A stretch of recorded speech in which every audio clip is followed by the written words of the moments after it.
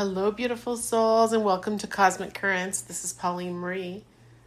I hope you all are taking some really special time to be in stillness and nourish your body, mind, and soul right now as we are entering that Gemini super new moon, and also Chiron is entering Taurus. So this current is arriving on the breath of those two energies.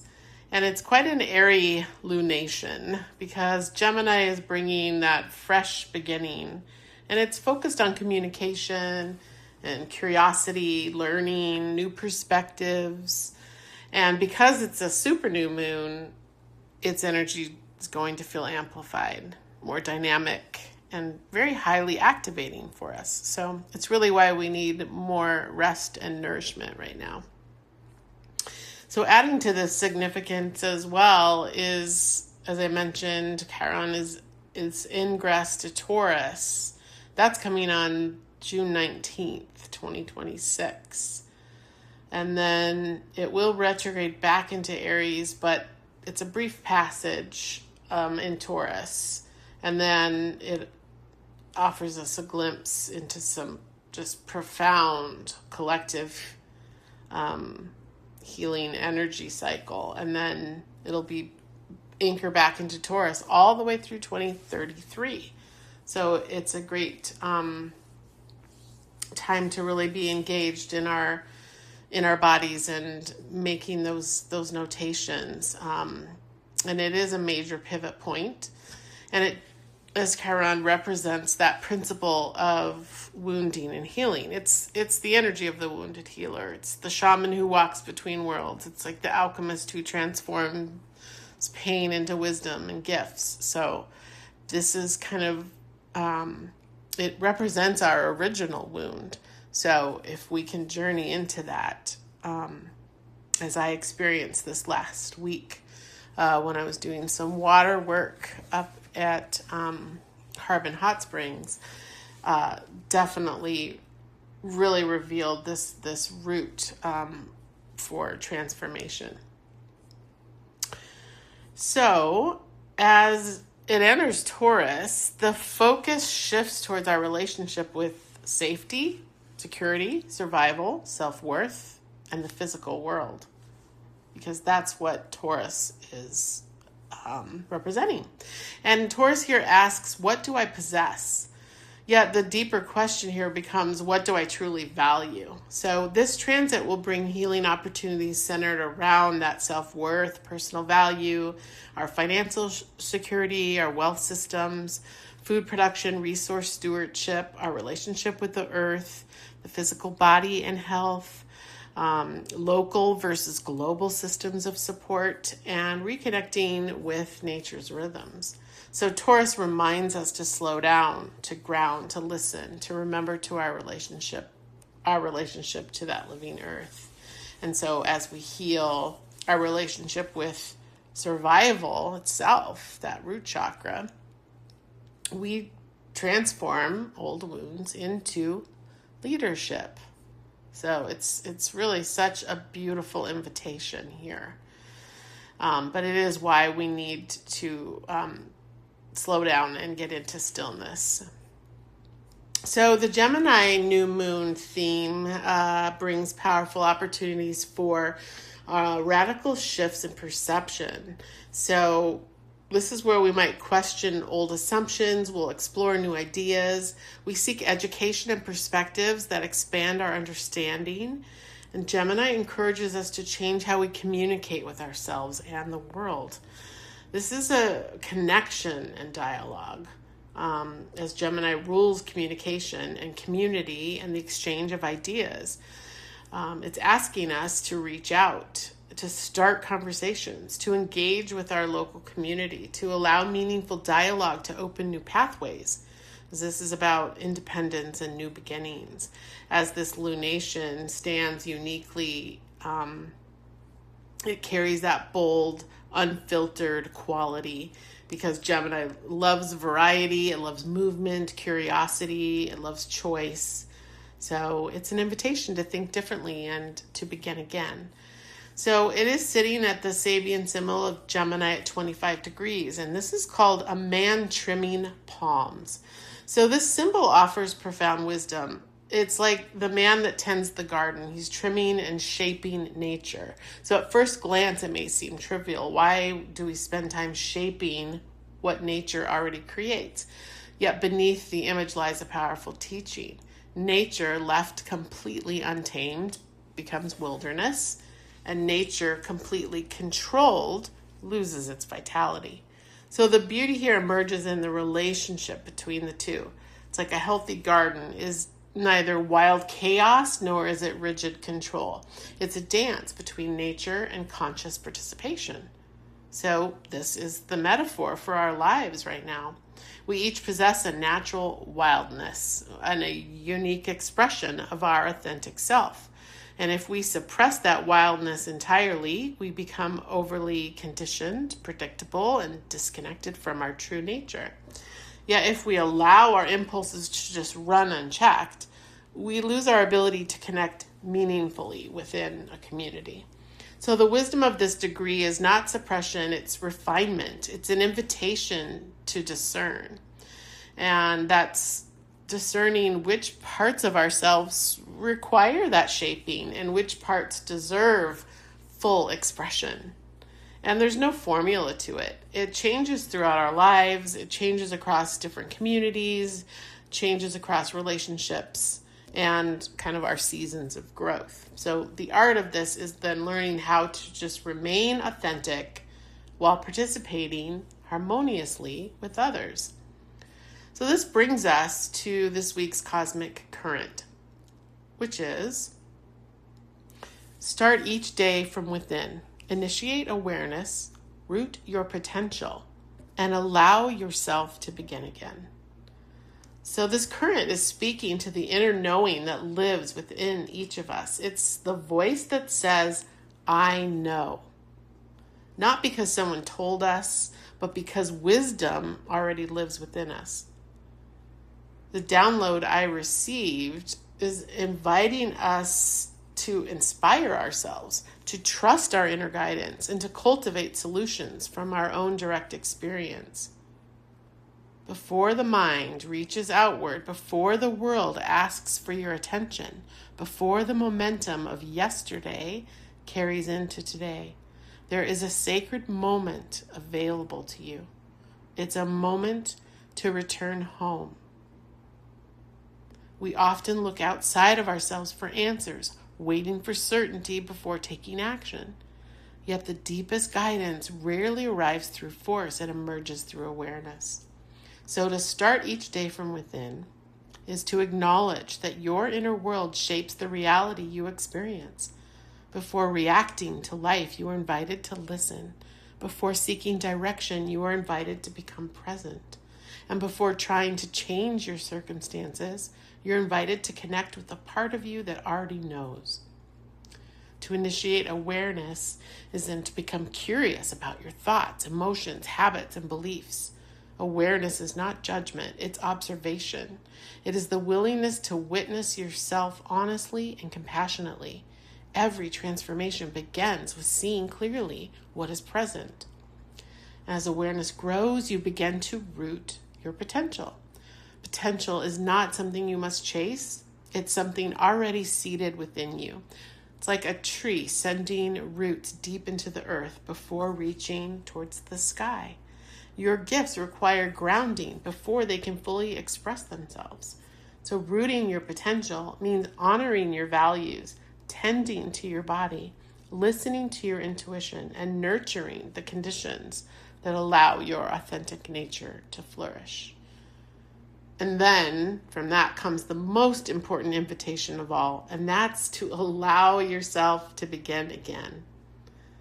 Because it's not because you failed, it's not because you got it wrong, it's because life itself is cyclical.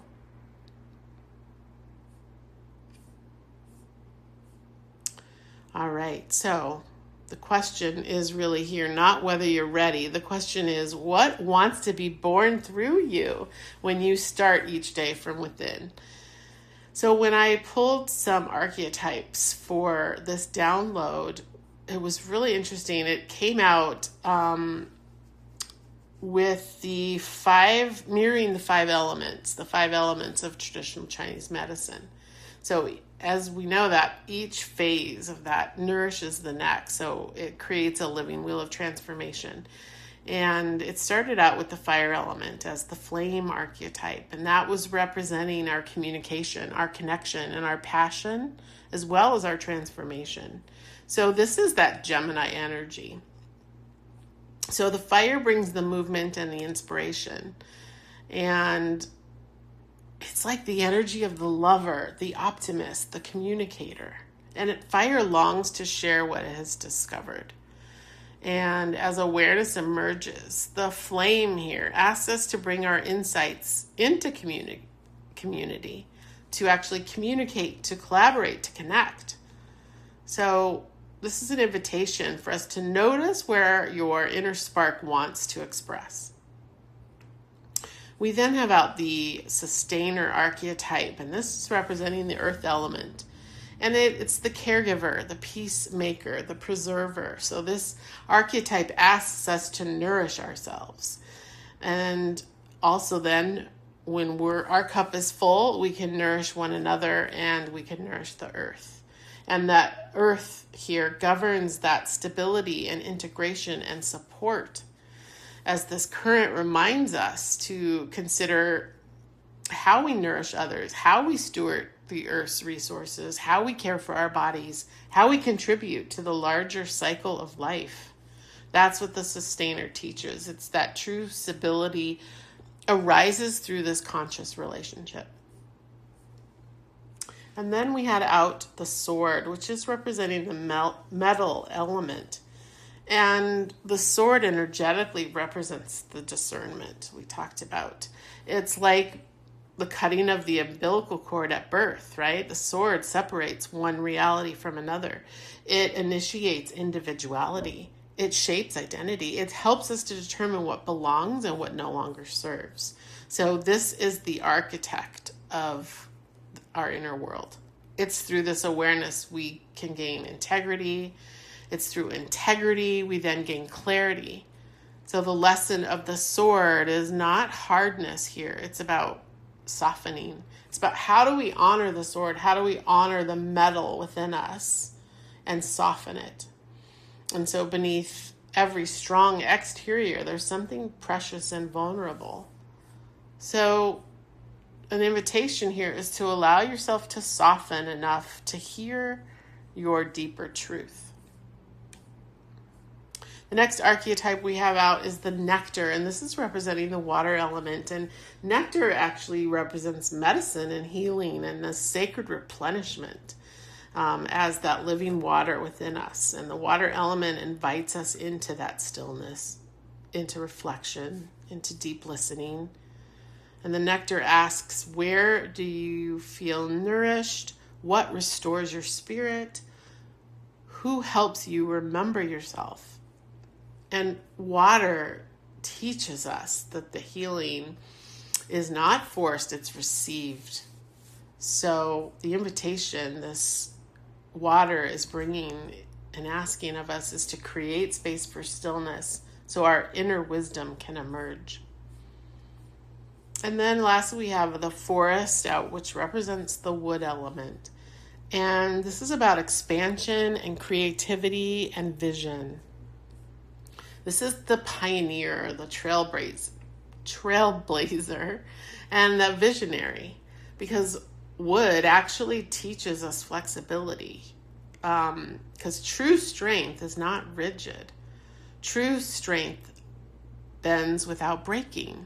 Think of like bamboo, or bamboo in a storm. It's resilient. It bends with the wind. It doesn't break. So this resiliency then comes through adaptability, and new possibilities can emerge if we allow curiosity and wonder, that childlike mind to guide us forward. And then we have some animal spirit guides also that came out with partnership with the elements. And first we had out the scorpion representing that fire. And that scorpion brings that fierce passion, that determination and courage. And spirit here reminds us to balance the intensity of that with honesty and forgiveness. So we want to look at that rather than act from jealousy or competition or resentment. The scorpion asks us to transform our fire into purposeful action.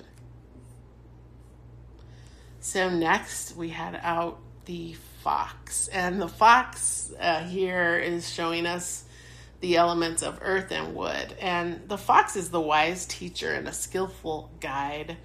And the fun thing with the fox wisdom is that it teaches us through both learning and sharing. So this is the teach, learn, teach energy. And it reminds us, the fox reminds us, that community forms when we remain connected to ourselves, to our true nature. And then lastly, we had the swan represented here with the water element. And that swan embodies that effortless creativity and that elegant power. And it's a sensitive, mystic energy that reminds us that this infinite creative potential lives within us. And to really activate this, we want to write, create. We want to be in reflection. We want to be in listening. You know, the waters always say, stop, listen, receive, and serve.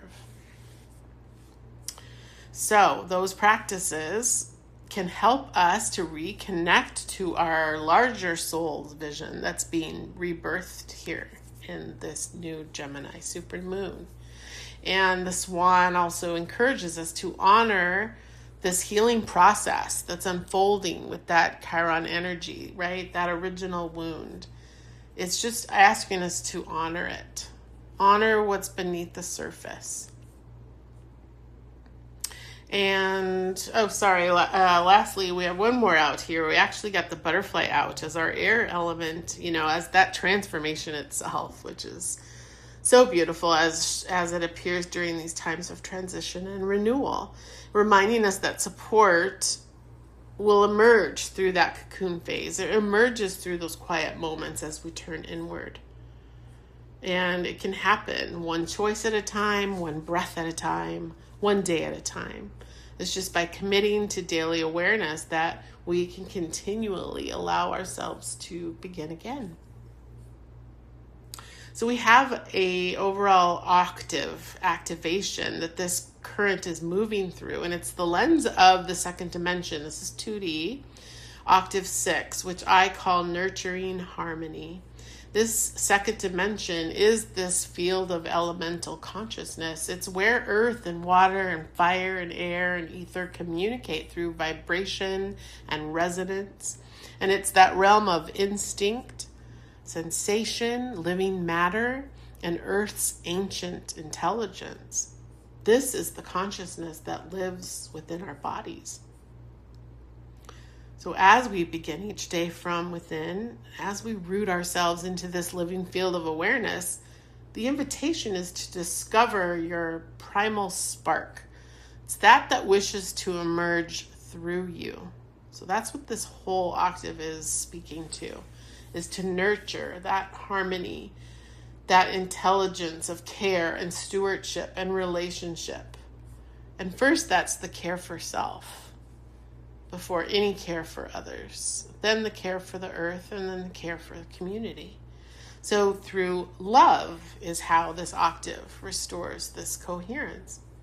And it stabilizes our life through responsibility and compassion and ethical action. Its central theme is stewardship, if you will. And harmony here will just naturally emerge when we remember these things, when we remember that we're not separate from the earth, that we are expressions of it.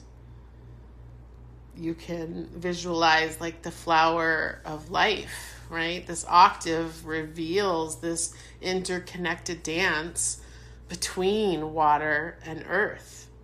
That's self and community. That's spirit and form. So as we close out, I have a closing reflection. And this week, the new moon invites us to begin again, to listen more deeply, to trust our inner knowing, to refine what no longer serves while preserving that authentic essence of who we are, and to start each day from within, initiating awareness, rooting your potential, and allow yourself to begin again. The earth is listening. Your soul is speaking. And a new cycle is ready to emerge. So thank you so much for being here, pressing play, and for, allowing yourself, your authentic self, to emerge, because the world needs your authentic, beautiful energy. So sending so much love. And if you like this message, please, if you would, be so kind, you can like or subscribe or share. And until we kind of come together again, remember, your soul is speaking. Much love.